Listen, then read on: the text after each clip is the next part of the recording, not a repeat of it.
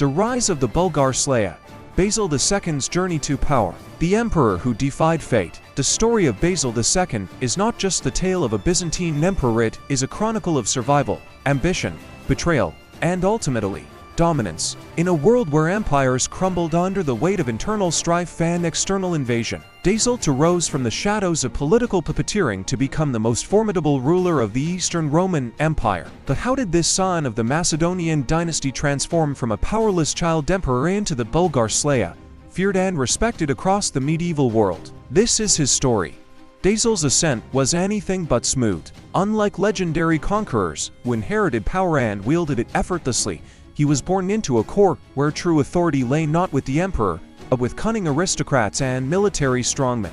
His journey was one of struggle against internal opposition before he could even think of confronting foreign enemies. Yet, through sheer resilience, political acumen, and a ruthless strategic mind, he managed to assert himself. His was an empire that had long been battered by noble uprisings, enemy invasions, and a weakened central authority, but under Basil's iron grip, it would soon witness an era of revival and expansion. This chapter delves into the early years of Basil II, exploring his family's precarious hold on power, the web of intrigues that dictated his youth, and the first defining struggles that shaped his character. From the corridors of Constantinople's great palace to the blood-soaked battlefields of Anatolia, we will trace the foundations of his rise one step at a time.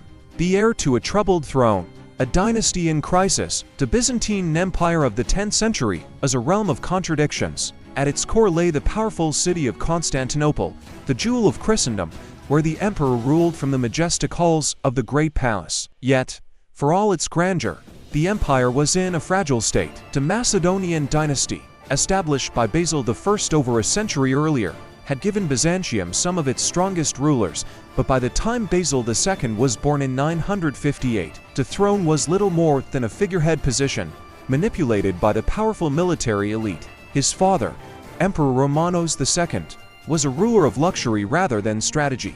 Romanos' reign was short-lived, and upon his unexpected death in 963, Basil was left as a child emperor at the age of 5. But no 5-year-old could govern an empire, especially one as tumultuous as Byzantium. Instead, the real power fell into the hands of his mother, the politically astute but controversial Theophano, and the empire's most formidable general, Nikephoros Phocas.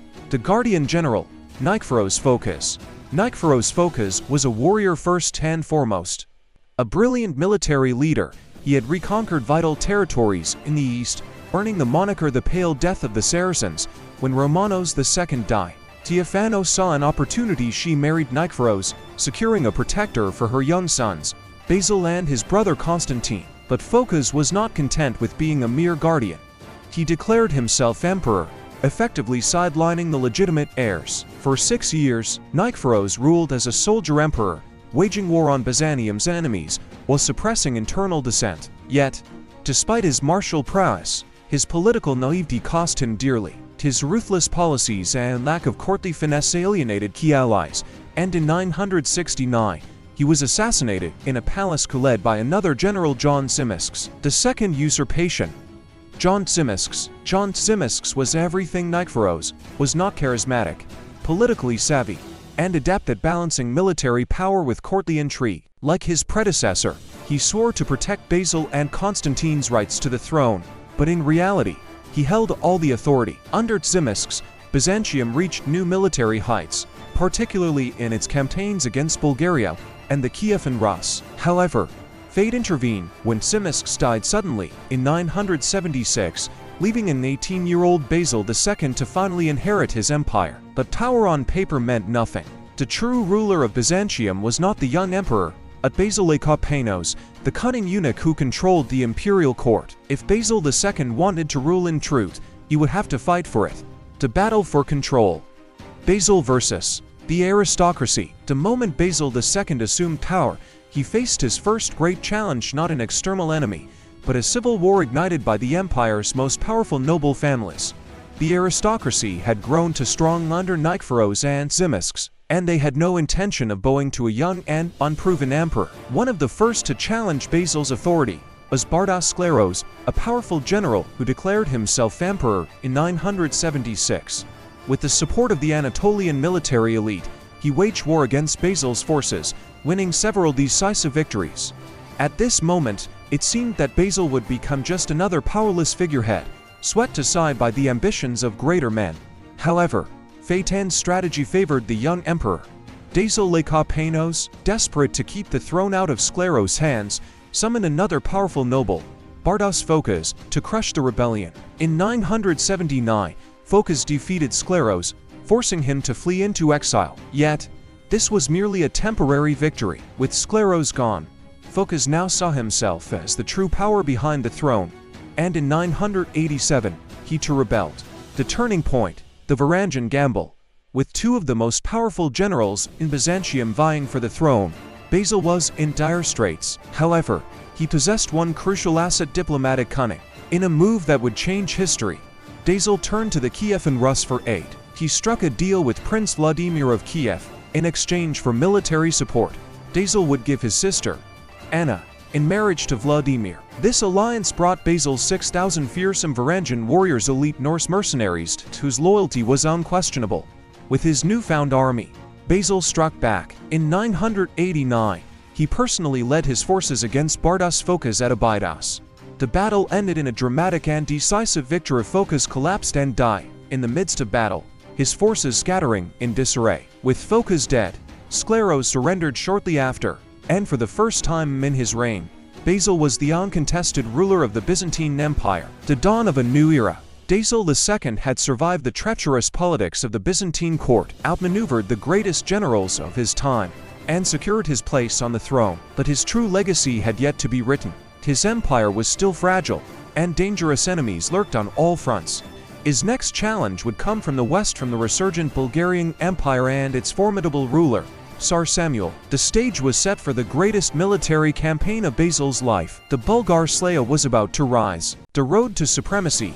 Basil II's struggle for power. The long journey to absolute rule. Basil II, the man who would later be hailed as the Bulgarslayer, did not inherit his empire in a position of supreme authority. Instead, he had to claw his way to true power, navigating a dangerous maze of talus intrigue, military rebellion, and the unchecked ambitions of the Byzantine aristocracy. The young emperor faced constant challenges from his own regents to rebellious generals, each of whom sought to manipulate, overthrow him. However, it was through these trials that Basil forged himself into one of the most formidable rulers of the medieval world. This part of the story will explore Basil's grueling path to consolidating power, his battles against internal enemies, and how he outmaneuvered those who sought to undermine him. His struggles not only defined his reign, but also shaped the very nature of Byzantine governance for decades to come. The puppet emperor and the shadow regent. When Basil officially became emperor in 976 at the age of 18, he was not the true ruler of the empire. That role fell to Basil Lecapenus, the empire's chief courtier, who wielded enormous influence over the government. Lecapenus had been the power behind the throne for decades, serving under 3 emperors before Basil, and he was determined to keep his control intact. To Basil, the regent was both an asset and an obstacle. Lecapenus had a keen understanding of Byzantine politics and had successfully kept the empire stable during Basil's early years. However, his unchecked authority also meant that the young emperor had no real power. This was not an uncommon situation in Byzantine history, where young rulers were often little more than figureheads for ambitious courtiers or military strongmen. But Basil was no ordinary emperor. Unlike his predecessors, he had no intention of being a passive ruler. From an early age, he recognized that to truly govern, he would need to wrest control away from Lecapenus. The regent, however, was not an easy opponent. With his vast network of supporters within the palace and bureaucracy, he was capable of crushing any opposition. The tension between the two slowly built over the years, as Basil patiently waited for his moment to strike. The revolt of Bardas Scleros, a test of leadership. Before Basil could challenge Lecapenus, he first had to deal with an external crisis. In 976, Bardas Scleros, a powerful general from an aristocratic family, launched a rebellion against the emperor. This was not just a simple military uprising, it was a direct challenge to Basil's legitimacy. If Scleros succeeded, the empire would once again be controlled by the military elite, and Basil would likely be exiled or executed. At first, Scleros seemed unstoppable. His forces won several battles, and he quickly gained control over much of Anatolia, the heartland of the empire. Basil, inexperienced and politically constrained by Lycopenos, struggled to respond.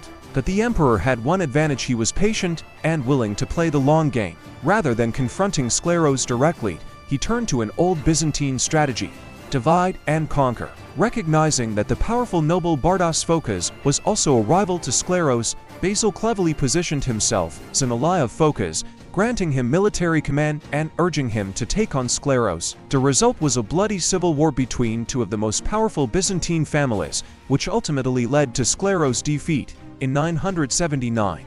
This victory, however, did not mean stability. Phocas, emboldened by his triumph, began to see himself as the true ruler of the empire. Basil had merely replaced one threat with another. The ousting of Basil Lycopenos, a bold move. With the Scleros rebellion crushed, Basil felt more confident in asserting his own authority. By 985, he finally made his move against his shadow regent. In a calculated strike, he dismissed Lycopenos, accusing him of corruption and disloyalty. The regent, who had ruled the empire for decades, was exiled and stripped of his wealth. This was a bold and dangerous decision. Lycopenos still had many allies within the court, and his removal left a power vacuum that could have easily been exploited by the aristocracy. However, Basil had prepared for this moment carefully. By this time, he had cultivated a small but loyal inner circle of officials, military commanders, and bureaucrats who supported his vision of imperial rule. More importantly, he had begun to personally involve himself in the affairs of the state. Unlike previous emperors who relied on advisors, Basil was determined to be a hands-on ruler. Yet his troubles were far from over. The real test of his rule was just beginning. The Phocas-Scleros rebellion, the ultimate betrayal. Bardas Phocas, the very man Basil had relied upon to defeat Scleros, soon turned against him. In 987, Phocas declared himself emperor, claiming that Basil was unfit to rule. This was a devastating blow. Phocas had the loyalty of many military officers and was widely respected as a general. To make matters worse, Scleros, who had been in exile, returned and joined forces with Phocas. Together, they represented an existential threat to Basil's rule. The empire was on the brink of collapse, with the eastern provinces fully under rebel control. Facing overwhelming odds, Basil made a daring diplomatic gamble. He reached out to Vladimir the Great, ruler of Kiev and Rus, and offered him a marriage alliance. In exchange for Basil's sister Anna, Vladimir would provide the emperor with a powerful army of Varangian warriors. This alliance was unprecedented. Byzantine princesses were rarely married off to foreign rulers, and many in the court opposed the idea. However, Basil saw the bigger picture. The Rus warriors were fierce, disciplined, and, most importantly, had no political ties to the Byzantine aristocracy. With his new Varangian guard, Basil launched a counteroffensive. In 989, he crushed Phocas' forces at Abydos. The rebel general was killed, and his head was paraded through the empire as a warning to others. Scleros, seeing the writing on the wall, surrendered shortly after. With this victory, Basil II finally emerged as the uncontested ruler of the Byzantine Empire. The aftermath: a new kind of emperor. The rebellions of Scleros and Phocas had taught Basil a valuable lesson. The aristocracy could never be trusted. Determined to prevent future uprisings, he enacted policies that weakened the power of noble families. He imposed strict taxes on the wealthy, redistributed land to the state, and centralized military authority under his direct control. Most importantly, he maintained the Varangian Guard as his personal army and elite force loyal only to him. This move ensured that the Byzantine throne would never again be at the mercy of rebellious generals. Basil had won the war for power, but his true legacy was only just beginning. His next challenge would be even greater: the long and grueling war against the Bulgarian Empire, the path to the Bulgarslayer. By 989, Basil II had proven himself as a masterful ruler. He had outmaneuvered the most powerful noble families, defeated two of the most formidable military rebellions in Byzantine history, and centralized power in his own hands. However, his ambitions did not stop at internal stability. The young emperor now turned his gaze outward. His next target, the Bulgarian Tsar Samuel, a cunning and dangerous adversary who had spent years challenging Byzantine rule. The war that followed would define Basil's legacy and earn him the infamous title that history would remember him by: the Bulgarslayer. The The Bulgarian Wars, Basil II's ultimate triumph.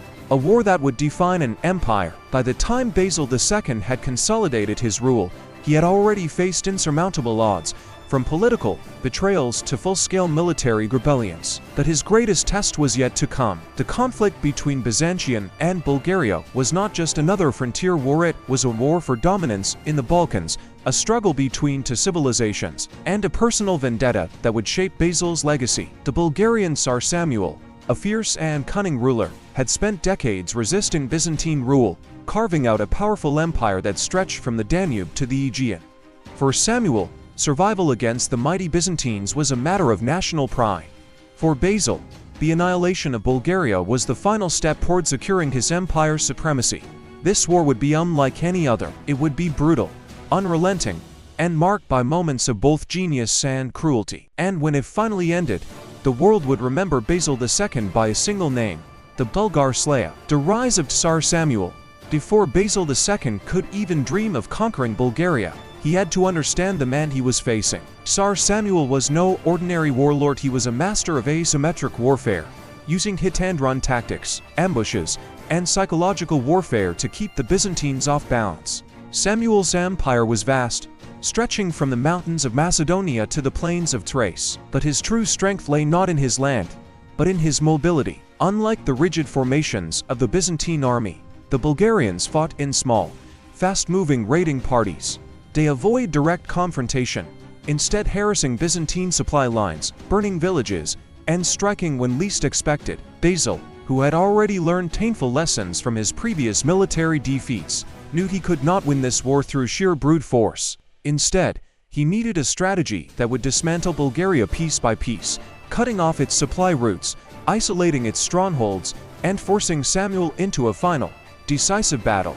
Learning from failure, Basil's first attempt at crushing Bulgaria ended in disaster. In 986, fresh from his victory over the rebellious Byzantine nobles, he marched a massive army into Bulgarian territory, determined to crush Samuel in a single campaign. It was a mistake. As Basil's forces advanced through the rugged Balkan terrain, the Bulgarians lured them into a narrow mountain pass near Trajan's Gate. What followed was one of the greatest military humiliations of Basil's early reign. The Bulgarian forces, hidden in the hills, rained down arrows and boulders on the Byzantine army, trapping them in a deadly ambush. The Byzantine army was slaughtered. Basil barely escaped with his life, retreating back to Constantinople in shame. The defeat emboldened Samuel, who spent the next decade expanding his power and fortifying Bulgaria's defenses. But if Samuel thought he had broken Basil's spirit, he was gravely mistaken. The young emperor had learned a crucial lesson.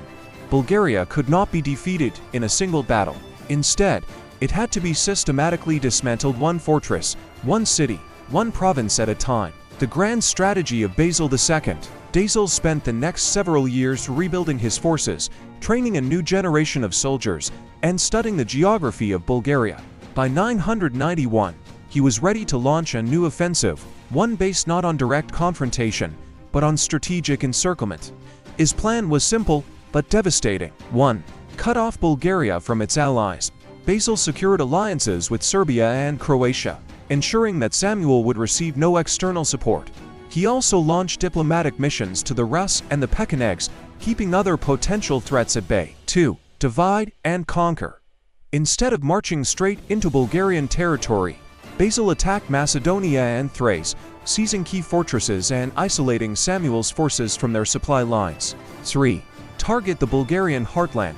Once the outer defenses were weakened, Basil launched a relentless series of annual campaigns, capturing fortresses, destroying enemy strongholds, and forcing Samuel into a defensive position. This strategy was slow and brutal, but it worked.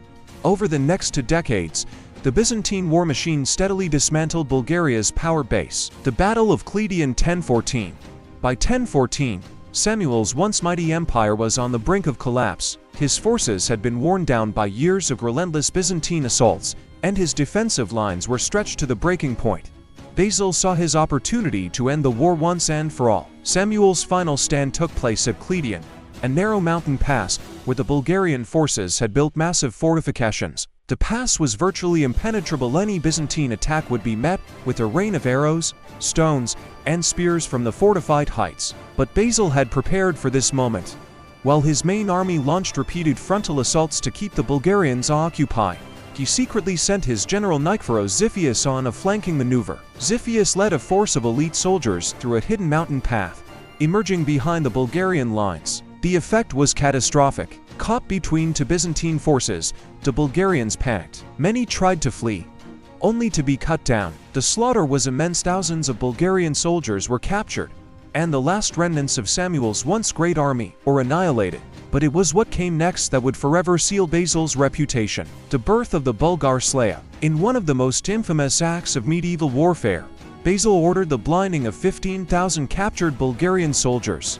However, he did not blind them all completely. Instead, for every 100 men, one was left with a single eye to lead the others home. When this pitiful procession returned to Samuel's court, the sight of his mutilated soldiers reportedly caused the Bulgarian Tsar to suffer a stroke. He died just days later. This act, while horrifying, was not just an act of cruelty, it was psychological warfare at its finest. By blinding his enemies and allowing them to return home, Basil sent a clear message. Resistance was futile. The effect was immediate. The Bulgarian state collapsed, and in 1018, the last Bulgarian stronghold surrendered to Basil. The Bulgarian Empire, which had once stood as Byzantium's greatest rival, ceased to exist. The end of an era. With Bulgaria fully under Byzantine control, Basil did something unexpected. He ruled with leniency. Despite his reputation as the Bulgarslayer, he did not massacre the surviving Bulgarian nobility. Instead, he integrated them into the Byzantine aristocracy, granting them land and titles in exchange for loyalty. He also allowed the Bulgarian Orthodox Church to retain its autonomy, ensuring a smooth transition into Byzantine rule. This wise governance ensured that Bulgaria remained under Byzantine control for nearly 2 centuries. The legacy of the Bulgarslayer. Basil II's victory over Bulgaria was not just a military triumph, it was a defining moment in Byzantine history. For the first time in centuries, the empire's northern borders were secure, and Byzantium stood as the undisputed power of the Balkans. However, Basil's greatest achievement would also cast a long shadow over the empire. His successors, lacking his strategic genius and military discipline, would squander his victories, leading to Byzantium's eventual decline. But for now, Basil stood at the height of his power. He had conquered his enemies, secured his empire, and earned a place among the greatest emperors of history. And yet, his story was not over. The final years of Basil II, the last conquests of the Bulgarslayer, the emperor who never rested. Basil II, now in his late 50s, had achieved what few rulers could dream of. He had crushed the Bulgarian Empire, secured Byzantium's borders, and established himself as the most powerful emperor of his time. Most rulers, having reached such heights, would have chosen to retire in glory, enjoying the spoils of their conquests. But Basil II was not most rulers. Rest was never an option for him. His ambition burned brighter than ever, and he sought his remaining years as an opportunity to expand the empire even further. The final phase of his reign would see him turning eastward to the Caucasus and the Middle East, determined to leave an empire even greater than the one he had inherited. Yet despite his victories, Basil would never see Byzantium reach its full potential. His obsession with war, combined with his lack of a clear succession plan, would leave the empire vulnerable. His death would mark not just the end of an era, but the beginning of Byzantium's slow decline. This is the final chapter of Basil II's legendary reign. Byzantium's last expansion. With Bulgaria pacified, Basil turned his attention to the east. The Byzantine Empire had long maintained a delicate balance with its eastern neighbors, particularly Georgia and Armenia. These regions were key to securing Byzantium's influence in the Caucasus, acting as a buffer against the rising threat of the Seljuk Turks. Basil's goal was twofold: strengthen Byzantine control over the Caucasus, ensure long-term stability in the east. In 1021, Basil led a massive army into Georgia, launching an invasion against King George I. The Georgians, though formidable warriors, were no match for Basil's well-trained forces. Using a combination of brutal siege warfare and strategic diplomacy, he forced George to surrender in 1023. As part of the peace agreement, Large parts of Georgia and Armenia were formally incorporated into the Byzantine Empire. Basil had successfully expanded his empire to its greatest territorial extent in nearly 400 years. But even as he celebrated this victory, a new threat loomed on the horizon: the Seljuk Turks. Basil's conquests in the Caucasus were strategic, but they also put Byzantium on a collision course with a new and terrifying enemy: the Seljuk Turks. At the time of Basil's death, the Seljuks were still an emerging power, but their ambitions were clear. They sought to expand westward, into Anatolia and the Byzantine heartlands. Basil, ever the strategist, understood the importance of securing Anatolia before this new enemy could pose a real threat. His vision was to fortify the eastern borders, reinforce key cities, and prepare Byzantium for the inevitable conflict. But fate had other plans, preparing for the future. Despite his advancing age, Basil showed no signs of slowing down. Even in his late 60s, he continued to personally lead campaigns, oversee military reforms, and strengthen the empire's infrastructure. His final plans included a full-scale invasion of Sicily, reclaiming it from the Arabs; a long-term strategy to contain the Seljuk threat, reforming the Byzantine military, ensuring its dominance for decades to come. But in December 1025, just as he was preparing for another military campaign, Basil fell gravely ill. The death of the Bulgarslayer. Basil II died on December 15, 1025, at the age of 67. For over 50 years, he had ruled as Byzantium's most powerful emperor, reshaping the empire through war, diplomacy, and sheer force of will. His death marked the end of the Macedonian dynasty's golden age. Basil's final request was simple. He wished to be buried not in the grand imperial mausoleum, but among his soldiers at the Hebdomon military camp.